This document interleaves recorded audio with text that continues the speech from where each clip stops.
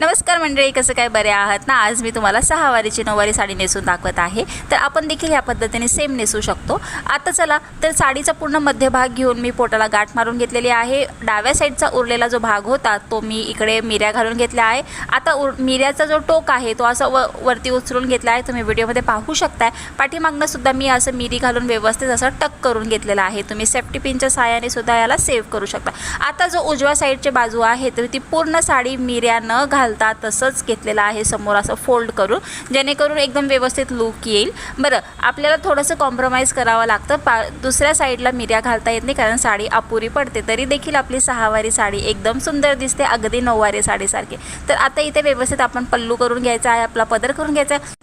पाठीमागे तुम्ही दाखवल्याप्रमाणे व्यवस्थित ॲडजस्ट करून घ्यायचं। तुम्हाला पाहिजे तसं एखादा बेल्ट घ्यायचा, बेल्टच्या साहाय्याने कमर टक करून घ्यायचं एकदम व्यवस्थित। आता तुम्ही पाहू शकता एकदम छानपैकी नऊवारी